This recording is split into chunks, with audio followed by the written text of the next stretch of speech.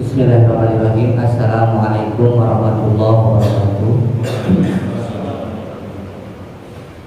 Alhamdulillah nahmaduhu wa nasta'inuhu wa nastaghfiruh wa na'udzu billahi min shururi anfusina wa min sayyiati a'malina. Man yahdihillahu fala mudilla lahu wa man yudlilhu fala hadiya lahu. Asyhadu an la ilaha illallah wa asyhadu anna Muhammadan abduhu wa rasuluh.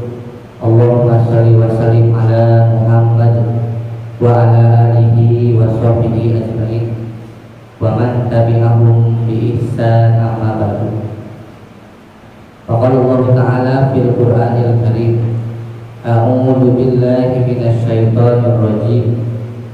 Qul bi fadlillahi wa bi rahmatihi fabidzalika falyafrahu huwa khairun mimma yajma'un.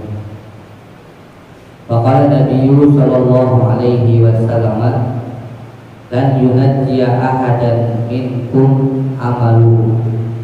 Faqalu wala anta ya Rasulullah. Qala wala ana illa an yataghammadani Allahu bi rahmatih. Saddidu wa qaribu waqdu waruh wasayun minad dunya wal qasdal qasda tablu. Hadirin jamaah Masjid Al-Husna Pekayun Jaya yang sama-sama mengharap ridho Allah Subhanahu wa Ta'ala. Alhamdulillah, pada kesempatan hari ini selayaknya kita panjatkan puji syukur alhamdulillahilladzi bi nikmatihi tatimmus shalihat. Kita hari ini sudah menginjak hari yang ke-13, Pak. 13 kalau nanti tarawih malam yang ke-14. Mudah-mudahan rangkaian ibadah yang kita laksanakan dari awal Ramadan sampai saat ini, termasuk sholat berjamaah subuh dilanjutkan dengan kuliah subuh atau kajian subuh hari ini di pekan keempat, mudah-mudahan Allah Subhanahu wa Ta'ala catat sebagai amal saleh.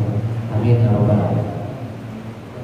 Jamaah subuh Masjid Al-Husna yang sama-sama mengharap ridha Allah Subhanahu wa Ta'ala. Di dalam Al-Qur'an, surat Yunus surat ke-10 di ayat ke-58, Allah Subhanahu wa Ta'ala berfirman, a'udzu billahi minasy syaithanir rajim. Qul bi fadlillahi wa bi rahmatihi fabidzalika falyafrahu huwa khairun mimma yajma'un. Suatu-waktu Umar bin Khattab hendak keluar bersama hamba sahayanya. Hamba saya itu kalau sekarang pembantu atau yang memang menjadi seseorang yang membantu pekerjaan kita. Dulu konteksnya hamba saya itu budak, ada yang dibebaskan, ada juga yang tidak. Umar dan hamba saya itu hendak keluar. Nah, ketika keluar, sebelum keluar datang pajak-pajak, harta-harta hewan ternak seperti unta, kambing dan sapi. Nah, mungkin pada waktu itu Umar bin Khattab memimpin kekhalifahan. Seketika itu harta-harta datang menghampiri Umar dan hamba sahayanya tadi. Seketika itu hamba sahayanya merespon harta-harta yang datang menghampirinya dengan Umar bin Khattab. Lalu hamba saya tadi spontan mengucapkan, wallahi hadza min fadlillah wa bi rahmatih. Wallahi demi Allah, hadza min fadlillah. Ini harta-harta yang datang itu adalah karunia Allah Subhanahu wa Ta'ala. Wa bi rahmatihi, dan ini adalah rahmat Allah Subhanahu wa Ta'ala. Harta-harta yang datang ini adalah karunia dari Allah dan rahmat Allah Subhanahu wa Ta'ala. Jadi hamba saya tadi hanya mengucapkan kalimat yang tadi, tetapi spontan Umar bin Khattab menjawab, merespon pernyataan hamba saya tadi dengan kalimat yang sedikit, tapi memang kalimat yang sangat memberikan masukan kepada hamba saya tadi. Umar bin Khattab menjawab, merespon pernyataan hamba saya tadi dengan kalimat kadzabta, kamu tidak benar, kamu tidak tepat, kamu salah besar wahai hamba saya. Lalu Umar bin Khattab membacakan Quran surat Yunus surat ke-10 ayat ke-58. A'udzu billahi minasyaitonir rajim. Qul, katakanlah olehmu Muhammad, bifadlillahi, dengan karunia Allah lah, wa bi rahmatihi, dan dengan rahmat Allah lah, fabidzalika falyafrahu, maka dengan keimananlah hendaklah kalian berbahagia. Umar bin Khattab di sini hendak menegaskan kepada hamba saya, khususnya kepada hamba sayanya, bahwasanya harta-harta yang datang menghampirinya itu tidak ada apa-apanya dibandingkan keimanan yang kita miliki sampai saat ini. Artinya Umar menegaskan kepada hamba saya tadi, termasuk kepada kita umat Islam pada umumnya, bahwasanya keimanan itu lebih berharga daripada harta duniawi yang kita miliki sampai saat ini. Harta duniawi yang ada di luar Masjid Al-Husna ini, harta kita di rumah, baik itu rumah yang alhamdulillah kalau sudah ada sertifikatnya, kalau yang mungkin yang belum ada sertifikatnya, yang belum lunas, ada juga yang ada sudah sertifikatnya, mungkin disekolahkan, ada seperti itu. Atau kendaraan-kendaraan yang kita miliki, yang kita bawa ke masjid, kalau memakai kendaraan bermotor atau mobil, kendaraan yang di rumah yang lebih dari satu jumlahnya, deposito, tabungan, jumlah saldo di ATM yang belum kita infakkan di jalan Allah Subhanahu wa taala, itu tidak ada apa-apanya dibandingkan keimanan kita yang kita sedang laksanakan hari ini, termasuk amalan-amalan soleh kita di bulan Ramadan, baik di bulan luar Ramadan, termasuk sahur kita, qiyamul Ramadan kita, tarawih kita, sampai yang nanti malam insya Allah menginjak hari ke-14, sahur yang ke-13. Itulah amalan yang hakiki, yang hakikatnya akan kekal di hadapan Allah Subhanahu wa taala. Yang namanya harta duniawi itu mutlak pasti akan sirna. Sedangkan amal soleh seperti ini, sholat subuh berjamaah, kita akan nanti temui Pak balasannya di akhirat. Jadi Umar bin Khattab hendak menegaskan bahwasanya keimanan itu lebih berharga daripada harta duniawi yang kita miliki. Jadi kita harus yakin, bapak-bapak, ibu-ibu, pemuda-pemudi, termasuk saya sendiri, kita harus yakin bahwasanya amal soleh itu lebih baik daripada harta duniawi yang Allah Subhanahu wa taala anugerahkan kepada kita. Baik itu mencakup mungkin ekonominya yang mungkin berada di atas, menengah, ataupun di bawah, tanpa terkecuali dan tanpa membedakan salah satu daripada tiga yang tadi. Mudah-mudahan dengan keimanan kita sampai hari ini, termasuk Pak yang tadi disampaikan oleh Ustaz Lutfi, insya Allah dulu kita hari ini yaitu mudawamah alal amal. Kita menelaah hadis di Sahih Bukhari di kitab Ar-Riqaq bab al-qasdu wal mudawamah alal amal, hadis ke 6463, 6464 dan 6460. Sebetulnya apa hadis ini itu berkesinambungan dengan hadis lainnya tentang masalah istiqomah. Jadi kalau kita pernah mendengar atau pernah kita mungkin mengalami sendiri, kita tahu apa itu istiqomah. Tidak semua orang bisa mengamalkan amaliyah ini. Istiqomah itu banyak yang berat. Faktanya Pak, faktanya di lapangan, faktanya ketika beramal itu sangat berat sekali. Tetapi istiqomah itu ternyata tidak susah bagi orang-orang yang senantiasa mudawamah alal amal. Dan hadis tadi Pak diawali dengan pernyataan dari Rasulullah SAW kepada para sahabat. Jadi Rasulullah SAW bersabda kepada para sahabat, la yunajjiya ahadan minkum amaluhu. Seseorang itu atau amal itu tidak akan serta-merta menyelamatkan kalian. Ketika itu para sahabat bertanya, mendengar pernyataan Rasulullah tadi, faqalu, sahabat bertanya, wala anta ya Rasulullah, apakah anda pula sama wahai Rasulullah? Artinya pertanyaan sahabat ini pertanyaan yang kembali ditanyakan kepada Rasul, apakah amal itu tidak akan menyelamatkan engkau juga wahai Rasulullah? Rasulullah SAW menjawab dan tidak merasa dirinya selamat dengan amal. Maka Rasulullah menjawab, wala ana, ada pula saya. Artinya Nabi Muhammad memberikan penjelasan bahwasanya dirinya pun tidak akan selamat atau tidak akan masuk surga karena dengan amalnya. Tetapi Rasulullah melanjutkan hadisnya, illa an yataghammadaniyallahu birahmatih, kecuali Allah Subhanahu wa taala menganugerahkan kepadaku rahmat.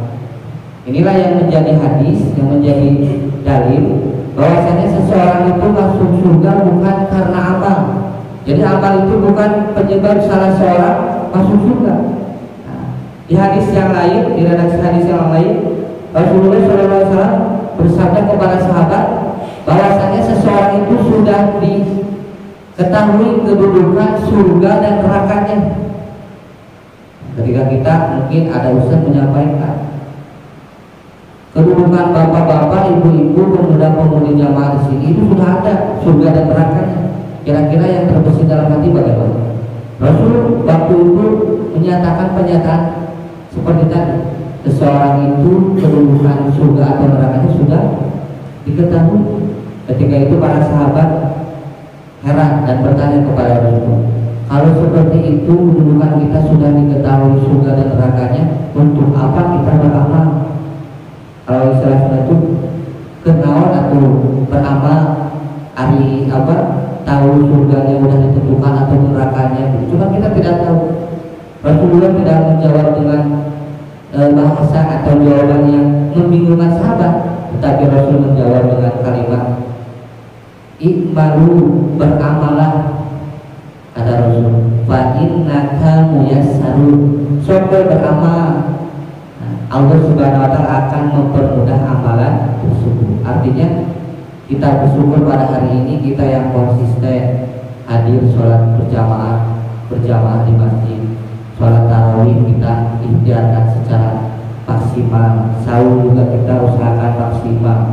Kita hari ini sudah menginjak hari yang ke-13, lumayan Pak, sudah masuk fase 10 pertengahan, walaupun baru 3 hari pertengahan yang di tengah sebelum nanti menghadapi akhir.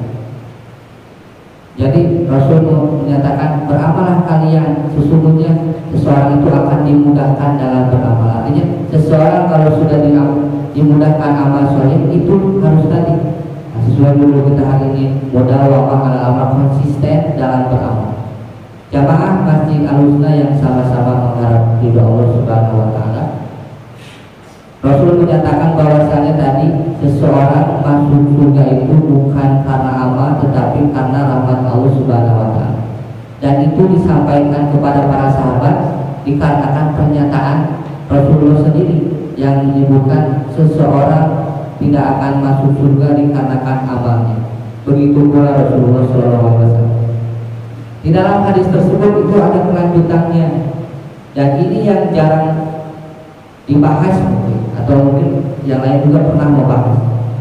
Di kelanjutan hadis tadi ada anjuran dari Rasulullah SAW mengenai bagaimana kita dalam beramal. Walaupun bab ini tidak disimpan di dalam khusus penjelasan kitab Ramadan tentang bulan Ramadan, tapi anjuran ini yang memang Rasulullah anjurkan supaya kita itu konsisten dalam beramal. Walaupun nanti kapasitas ibadah kita itu ya tahu biasanya kita masing-masing, Pak. Nah, ketika bulan Ramadan ini termasuk Ramadan yang lainnya ke belakang ataupun nanti, seseorang itu nanti ada yang semangat di awal 10 hari pertama, semangat seperti yang Ustaz Kiki kemarin di Gunung Tarawih sampaikan. Itu kan manusia itu pertama orang-orang tarawih itu semangat penuh ke belakang, semakin kesini semakin ke depan. Ada yang di pertengahan konsisten, ada yang mulai berduk, apalagi nanti di 10 hari terakhir H-5, H-3, apalagi H-1 itu manusia pada umumnya sibuk bagaimana cara mempersiapkan lebaran terbaik. Dan di sini Pak, kita harus berhati-hati. Tidak sedikit, artinya banyak. Momentum Idul Fitri itu bukan dijadikan ajang bersilaturahim atau istilahnya berkumpul dengan keluarga, tapi ini kebanyakan di keluarga kita, dan kita, mohon maaf, ini pasti kita jumpai di keluarga kita masing-masing. Ada yang seperti ini dan ada yang tidak. Mudah-mudahan momentum Idul Fitri itu banyak dijadikan ajang untuk status sosial, memperlihatkan sesuatu yang baru, serba baru, dari mulai kendaraan, dari mulai mungkin gadget, sekarang mungkin bajunya, kalau ibu-ibu gamisnya, kerudungnya. Itu tidak jadi masalah kalau memang niatnya tidak ke sana, tidak untuk pamer. Makanya nanti akan timbul Pak dosa-dosa yang akan mungkin sekiranya timbul pada momentum Idul Fitri nanti, karena kebanyakan di antara keluarga kita ada aja Pak, satu keluarga, dua keluarga yang kelihatan hidup status sosial. Bukannya ketika lebaran itu nambah keimanan, saking asiknya silaturahim, azan zuhur tidak ke masjid, ramai terus silaturahim. Walaupun ya kalau misalkan orangnya perjalanan jauh bisa dijamaah kosong, tapi kebanyakan dilupakan berjamaah di masjid. Sudah mulai masjid mulai sepi. Nah, jangan sampai seperti itu. Maka dari jauh-jauh hari Rasulullah mengingatkan kita Pak, tentang kita itu tidak boleh hasad. Dan nanti ketika seseorang untuk status sosial, kita pun di sana diuji. Dan kita jangan sampai, jamaah Masjid Al-Husain insya Allah tidak akan seperti itu. Jangan sampai ketika kita nanti Allah takdirkan sampai akhir Ramadan, lebarannya tiba menghampiri kita sampai hasad, sampai iri kepada mereka yang Allah Subhanahu wa taala berikan keluasaan harta, yang sepertinya terlihat status sosialnya itu lebih dari kita. Rasul jauh-jauh mengingatkan kita Pak, dan anjuran ini berlaku untuk semua kalangan, bukan hanya level di bawah, tapi level menengah sekaligus level atas. Dan ini yang harus bahkan dianjurkan oleh Rasulullah SAW. Rasul bersabda di hadis populernya, la hasada illa fisnatain. Kita itu kata Rasul tidak boleh hasad, tidak boleh hasud. Istilah kita itu iri, dengki, illa fisnatain, kecuali kepada dua orang. Yang pertama Rasul bersabda, rajulun atahullahu malan. Seseorang itu nanti pasti ada, biasanya di keluarga kita ada. Rajulun atahullahu malan, Allah berikan seseorang tersebut harta, keluasaan harta, fasulito ala halakatihi. Kita tidak boleh hasad kepada orang-orang yang Allah berikan keluasaan harta, tapi fasulito, dia menjadikan harta itu sultan, dia berhasil menguasai harta tersebut, bukan dia dikendalikan oleh hartanya, dia berhasil mengendalikan hartanya. Fasulito ala halakatihi filha, dalam jalan Allah, di dalam kebenaran. Nah, kita harus ini sampai saat ini. Nah, ini juga memotivasi saya sendiri, terutama di jamaah. Biasanya jamaah kita itu nanti ada yang levelnya di bawah, pertengahan, dan level atas, dan ini tidak membeda-bedakan, tidak masuk membeda-bedakan. Orang-orang yang sudah berada di level teratas ini harus sampai ini kepada sesamanya yang Allah berikan keluasan juga. Jangan sampai Allah berikan keluasan harta dibiarkan begitu saja. Misalkan Pak Haji A berehan, dermawan ke masjid, tapi ada Pak Haji B. Nah, ini juga sama, Allah berikan keluasan harta. Pak Haji B itu harus iri kepada Pak Haji A itu atas hasad yang dimiliki oleh Pak Haji A. Istilah dalam Islam itu gibtor. Jadi gibtor itu iri yang dianjurkan, bahkan kita harus iri. kepada orang tersebut.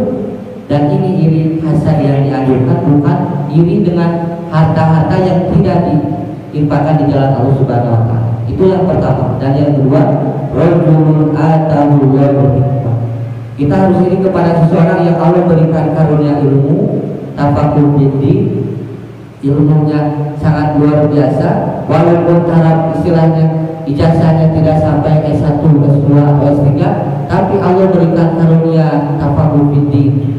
Nah, sama ini juga dalam kelompok yang mereka Allah takdirkan punya ijazah sama. Seseorang yang Allah berikan kepemahaman ilmu agama, juga dia mempelajari ilmu agama, dan dia pun mengajarkannya kepada orang lain. Dia tidak hanya belajar untuk dirinya sendiri, tapi dia berhasil mengamalkan untuk dirinya dan mengamalkan untuk didakwakan kepada orang lain. Kita tidak boleh iri kecuali kepada dua orang. Kalau sampai saat ini Lebaran tahun ini nanti kita masih ada hasad kepada selain dua yang tadi, berarti kita belum termasuk orang-orang yang pertama. Jamaah masjid Al-Huda yang sama-sama mengharap ridha Allah Subhanahu wa taala. Di dalam hadis lanjutan tadi, Rasul menganjurkan kita dalam beramal itu supaya konsisten. Ada 6. Yang pertama, saddidu. Yang kedua, waqaribu. Yang ketiga, waqu. Yang keempat, waruhu. Yang kelima, wasai'un minad dunya. Nah, yang keenam, wal qasdal qasda. Yang keenam, kalau kita beribadah sesuai anjuran Nabi yang 6 ini, Pak, sadiku wa qoribu wa waruhu wasai'un minad dunya dan al qasdal qasda, insya Allah kesananya Pak tabluhu, kata Rasul. Yang pertama, sadiku. Rasul menganjurkan kita dalam beramal itu sadidu. Sadidu itu artinya sesuatu yang tepat, ketepatan. Beramalah kalian dengan tepat. Menurut Ibnu Hajar, sadidu itu artinya shawab. Jadi asal katanya itu sadad, tepat, sesuatu yang tepat. Beribadahlah dengan tepat, dengan benar, sesuai petunjuk sunnah Rasulullah SAW dengan penuh keikhlasan. Artinya beramalah secara sempurna. Kalau dipersenkan beramalah 100%. Nah, kita beramal itu pertama Rasul anjurkan kita 100% semaksimal mungkin. Tapi ini mustahil Pak kita amalkan. Nah, sesoleh-solehnya seseorang itu pasti ada titik jenuh dan bosannya. Maka dari itu Rasulullah SAW menganjurkan Pak kita kalau tidak sadidu. Yang kedua, waqaribu. Waqaribu artinya mendekatlah. Waqaribu di sini maknanya ada dua. Yang pertama, jangan sampai kita tinggalkan amal keseluruhannya ketika kita tidak mampu. Dan makna yang kedua, jangan sampai ketika kita bersemangat beribadah kita sampai jenuh, sampai lelah, sampai bosan. Dua makna ini yang dimaksud qaribu mendekat. Kalau dipersenkan 90%. Kita tidak mampu beribadah 100%, 90%. Dan hadis selanjutnya Rasul menyebutkan waktu beribadahlah di waktu pagi yang ketiga. Jadi anjuran dari Rasul beribadah di pagi hari. Kita ketahui mungkin sholat duha, sholat isra mungkin termasuk nanti setelah setelah kajian biasanya sebelum waktunya. Apapun itu amalnya di pagi hari yang kita bisa lakukan. Yang keempat itu waruhu, beribadahlah di waktu sore hari. Dan yang kelima wasai'un minad dunya, dan beribadahlah sebagian atau sedikit di waktu malam.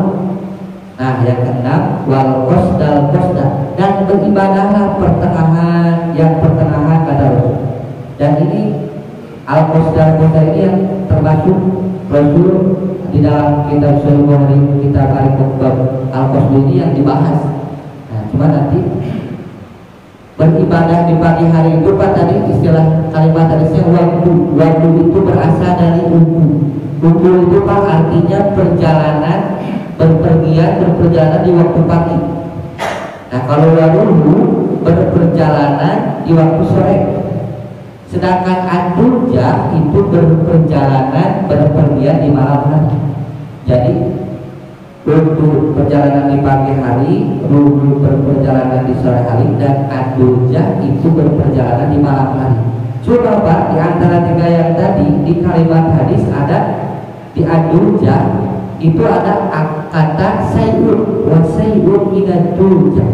Berbeda dengan waktu dan waru. Sayyid minadulja itu adalah beribadahlah sedikit atau sebagian di waktu malam. Kenapa Rasulullah menyebutkan sedikit sebagian saja? Karena konteksnya pada zaman Rasul, beribadah di malam hari itu sangat sulit. Berbeda dengan kita hari ini di Indonesia. Khususnya pagi-pagi berperjalanan, berpergian biasanya Pak macet ya, berangkat kerja, kantor, sekolah. Siang juga ada kalanya macet. Sore seperti itu sama, pulang kerja, pulang kantor, apalagi di lokasi. Di Bandung juga sama, di kampung saya di Bandung sama Pak, sudah macet. Di daerah kota Bandung, kabupaten, apalagi Rancaikek nanti Lebaran Pak, itu nagrek sana pasti macet. Orang-orang Garut, orang-orang Tasik. Sedangkan berperjalanan di malam hari kita biasanya lengang. Sebelum subuh, banyak janari jam 1, jam 2. Berbeda dengan konteks zaman Rasul. Dulu para sahabat itu ketika berpergian di malam hari itu sangat sulit. Makanya Rasul menganjurkan kepada para sahabat, wasaiun minadulja, pagi-pagi masuk beribadah semaksimal mungkin, sore kalau bisa. Tapi untuk konteks malam hari beribadah itu kata Rasul sayun, sedikit saja sebagian. Makanya di surat Al-Muzammil Pak, Allah berfirman, a'udzubillahi minasyaitonir rajim, bismillahirrahmanirrahim, ya ayyuhal muzammil, hei orang-orang yang berselimut, yang masih disebut karena kuning laila illa qala, bangunlah kalian pada sebagian malam, nisfahu setengahnya, awus minggu atau setengahnya lagi Pak, awus minggu pada sebagian malam. Rasul tidak menganjurkan beribadah secara sempurna di malam hari. Dan memang dulu pakainya seperti itu. Walaupun tidak jadi mengapa kalau kita sudah terbiasa sholat malam, apalagi dengan bacaan yang panjang. Konteks pada zaman itu sangat sulit sekali. Makanya Ibnu Hajar Pak mengibaratkan seseorang ketika beribadah itu adalah seseorang yang abid, seseorang yang memang ibaratnya sedang berperjalanan baik di pagi hari, baik di sore hari, baik di malam hari. Itu hakikatnya sedang berperjalanan menuju surga Allah Subhanahu Wa Taala. Maka dari itu jamaah Ahlussunnah yang sama-sama mengharap ridha Allah. Yang keenam tadi waktu, yang ketiga, yang keempat wawu, yang kelima wasaiun minadulja, yang keenam Pak ini wal qasdal qasdal, beribadahlah yang pertengahan, dan ini di hadis Sahih Bukhari di nomor 467 yang terakhir. Kata Rasul, apa yang dimaksud dengan al-qasda itu termasuk dua telah hadis kita hari ini, al-qasdu wal mudawamah ala amal. Artinya itu Pak, pertengahan dan konsisten dalam beramal. Ini solusi dari Rasulullah bagi kita yang tidak mampu 100%. Coba dulu 90% waktu. Makanya Rasul bersabda berkenaan dengan hadis al-qasdu ini. Kata Rasul, pertama tetap waktu mendekatlah terlebih dahulu. Lalu wa'lamu atau wa'lamu ketahuilah oleh kalian, wahai para sahabat, wahai umat Islam, anlan yudhila alaikumul jannah amaluhu, bahwasanya seseorang itu tidak akan masuk surga seseorang itu tidak akan masuk surga dengan amalnya. Ini diulang lagi Pak. Lalu Rasul menyabdakan Pak, inna ahabbal a'mal, sesungguhnya ahabbal a'mal, amalan yang dicintai, disukai, disenangi ilallahi oleh Allah Subhanahu Wa Taala, adwamuha, yang dawam, yang mudawamah, yang konsisten, yang terus menerus, yang berkelanjutan, wa infalla, walaupun sedikit. Saya yakini bapak-bapak, ibu-ibu, pemuda-pemudi di sini sudah mengetahui hadis ini. Dan inilah hadis yang sebelumnya disampaikan oleh Rasul. Pertama tentang seseorang yang masuk surga bukan karena amal, dan yang selanjutnya ini berkenaan dengan bagaimana anjuran dari Nabi kita dalam bagaimana supaya konsisten dalam beramal. Tentunya istiqomah itu susah kalau kita di lapangan, tetapi kalau kita sudah mengetahui bagaimana Rasulullah SAW jauh-jauh hari menyampaikan, beginilah ketika beramal, sadidu saja, tepatlah 100%, waqaribu dekatlah 90%. Tapi di sana Rasul mengadukan ibadah pagi hari, ibadah sore hari, ibadah di malam hari sedikit, dan kesananya tidak mampu 90%. Solusi dari Rasulullah SAW wal qasdal qasdal, sesuatu amalan yang ahabbal amal ilallah adalah yang konsisten terus menerus walaupun sedikit. Dan di sini Rasul tidak menyebutkan ibadah yang banyak. Jadi ibadah yang banyak itu yang disukai atau tidak, tapi konsistenlah dalam beramal terus menerus walaupun sedikit. Nah, kalau misalkan contoh amalan yang saya perhatikan, mungkin saya sendiri yang perhatikan dari jamaah-jamaah yang saya ketahui, umat Islam atau jamaah itu jarang. Ketika saya lihat, Pak, saya sering memperhatikan orang yang sudah keluar dari kamar mandi, dari WC, itu konsisten. Ketika sudah keluar dari WC, walaupun tidak sholat, itu berwudu. Ini jarang, Pak. Kesadaran umat Islam, ya karena mungkin belum mengetahui hadisnya. Kalau yang sudah terbiasa pasti kalau Pak, otomatis. Umat Islam yang senantiasa zikir di setiap keadaan seperti Rasulullah SAW. Karena Rasulullah SAW yang berdoa ala kuliahnya, Rasul itu tidak pernah dalam setiap kondisi apapun selalu dalam keadaan bersuci. Di dalam bab buang air hajat, buang air besar, buang air kecil, itu Rasul senantiasa setelah buang air besar, buang air kecil itu bukan untuk sholat, tapi memang sholatnya seperti itu. Dan ini Pak, amalan yang sekiranya sepele, tapi kalau sudah terbiasa, ini termasuk amalan yang insya Allah Allah cintai walaupun sedikit, yang sekiranya kita mungkin setelah buang air besar biasa aja udah keluar buka kaki kanan. Padahal itu ada anjuran dari Rasul, ada buang hajat itu, buang air kecil atau buang air besar setelahnya berwudu, bukan untuk sholat, tapi berusaha kita konsisten dalam kondisi apapun kita dalam keadaan bersuci. Saya sering sampaikan dan ini kepada anak-anak didik saya di sekolah di SMP, Pak. Ketika di halaman Quran, banyak yang izin, Pak, izin ke kamar mandi. Saya tidak izinkan mereka untuk masuk lagi ke halaman Quran sebelum mereka berwudu terlebih dahulu.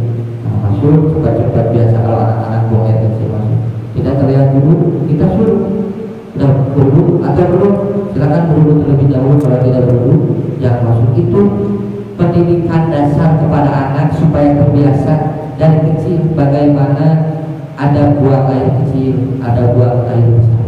Nah, jamaah harusnya yang sama-sama mengharap ridha Allah Subhanahu wa taala, tentunya dengan anjuran yang tadi disampaikan oleh Rasulullah SAW, sajidu wa qoribu wa du waruhu wasayyu minad durjah, dan yang terakhir wal qasda qasda. Kalau kita tadi merumputkan, tentunya ini yang akan tahu kapasitas kita masing-masing. Kalau itu sudah baik, sudah benar, dan kita pasti mengalami di fase-fase yang tadi disebut. Tidak mungkin mustahil, mustahil kita konsisten 100%. Misalkan sholat subuh dari pertama usia balik 17 tahun sampai hari ini belum pernah sama sekali ke masjid. Tidak akan ada sepertinya, Pak. Saya juga sering perhatikan khotib-khotib ketika Jumatan di jadwal di masjid-masjid, itu ada aja yang berhalangan, baik itu banyak pecah, baik kehujanan di jalanan, ada, Pak. Sering kejadian seperti ini yang untuk sani tentunya dimaklumi, tidak istilahnya di dalam kategori yang tidak bisa dimaklumi. Mustahil kita konsisten terus di dalam beramal, tetapi jangan sampai tadi kita tinggalkan keseluruhan dalam beramal. Maka ada dalam istilah keterangan seperti itu, ma la yudrabu kullu la yudrabu. Kita jangan sampai meninggalkan amalan keseluruhan ketika kita tidak mampu. Usahakan kita kerjakan walaupun keseluruhan itu tidak mampu kita kerjakan. Dan jangan sampai kita terlalu bersemangat beribadah sampai membuat kita jenuh dan bosan. Nah, jadi semangatnya itu tetap kita harus konsisten tadi di dalam beramal. Nah, jemaah Masjid Al-Husna Pekaya Jaya yang sama-sama mengharap doa Allah Subhanahu wa taala, mudah-mudahan dengan kita menelaah hadis Rasul tadi, kitab Sahih Bukhari, kitab Ar-Riqaq, bab mudawamah atau bab mudawamah amal, hadis ke-6463 6467 tadi memberikan motivasi kepada kita untuk beramal sholih dengan tahapan-tahapan yang Rasulullah SAW sampaikan tadi. Jangan sampai kita terlalu bersemangat, kita lalu kendor di pertengahan Ramadan ini, apalagi nanti di 10 hari terakhir. Mudah-mudahan Allah Subhanahu wa taala memberikan predikat kepada kita, Pak, predikat takwa di bulan Ramadan ini. Artinya kita sukses ibadah Ramadan tahun ini kita sukses, dan gelar takwa itu Allah predikatkan kepada kita sebagai ampunan dosa-dosa kita yang lalu. Kita harus khawatir dengan ancaman Rasul yang setiap tahun sekali Ramadan Rasulullah jauh-jauh hari sampaikan.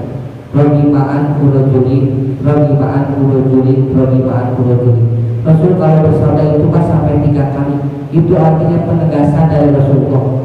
Celaka, halaka, wa khusro. Celaka, khusro, rugi. An kurojulin, hidup seseorang. Jatuh ke tanah hidup seseorang, kalau sudah itu dikusuk, Pak. Sakit, Pak. Kalau dikusuk itu kan nyungsep, tersungkur hidup ke tanah itu sakit. Ini artinya ada orang masuk bulan Ramadan tapi rugi. Dia tidak dapat ampunan dosa. Kata Rasul, dakhala alaihi syahrul Ramadan. Ada seseorang itu masuk bulan Ramadan. Nah, dia Allah takdirkan ada pada bulan Ramadan seperti kita, tapi suman salafo beres Ramadannya dilewati, qoblaan yufarolahu, tapi dosa-dosanya tidak diampuni. Istilah sunnah itu apa, Pak? Capek gawe tidak pakai, capek beramal tapi tidak